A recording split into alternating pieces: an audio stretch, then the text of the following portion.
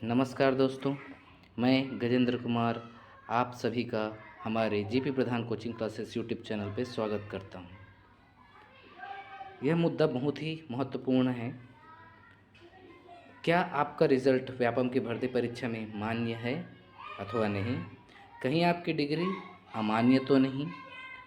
ADO का document verification कब से शुरू होगा?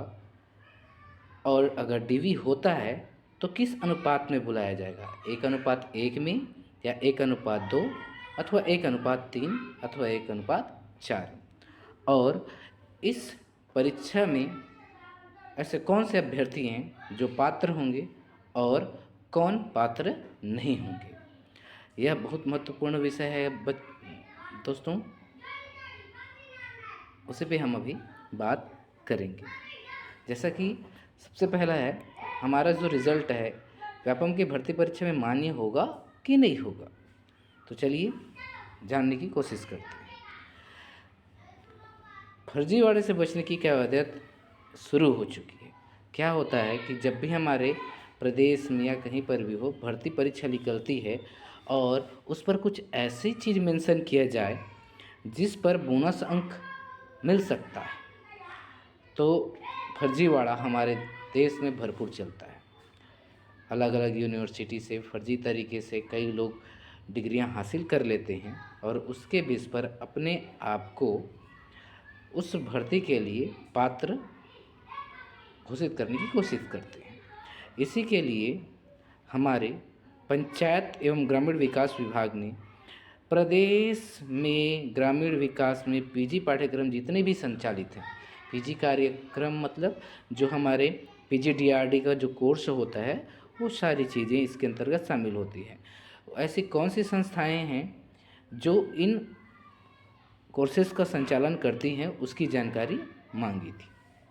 सर्वप्रथम जानकारी जो भेजी गई थी उच्च शिक्षा विभाग की ओर से वो इनकम्प्लीट थी, तो फिर से ग्रामीण विकास में मंत्रालय ने फिर से उन्हें पत्र लिखा और फिर से जानकारी मांगी। अब उच्च शिक्षा विभाग की ओर से जानकारी भेज दी गई है। इनके अनुसार उच्च शिक्षा ने 26 विश्वविद्यालयों की लिस्ट भेजी है। उच्च शिक्षा विभाग की ओर से पंचायत एवं ग्रामीण विकास विभाग को प्रदेश के 26 विश्वविद्यालयों की लिस्ट भेजी गई है। इस लिस्ट में बताया गया है कि ग्रामीण विकास में पीजी की डिग्री और डिप्लोमा कहाँ संचालित है और कहाँ यह कोर्स नहीं है।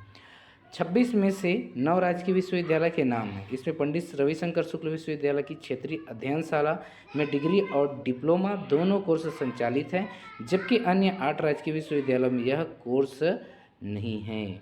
अतः आप ध्यान देंगे, अगर किसी अन्य विश्वविद्यालय से है तो आपकी जो डिग्री है वो मान्य नहीं होगी।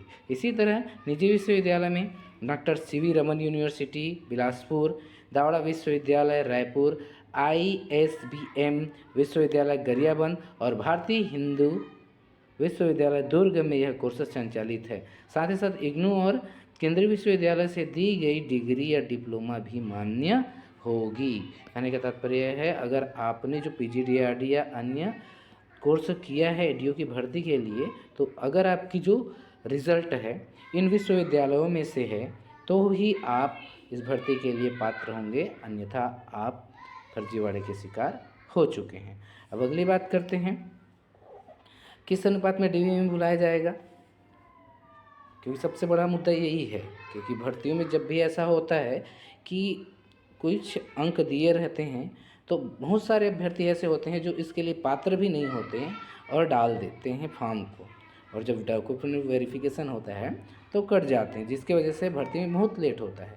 इसीलिए एडीओ की 200 पदों पर जो भर्ती निकाली गई है उसके लिए कहा जा रहा है कि 600 उम्मीदवारों को दस्तावेज सत्यापन के लिए बुलाया जाएगा। कहने का तात्पर्य है 1:3 में अभ्यर्थियों की लिस्ट जारी की जाएगी।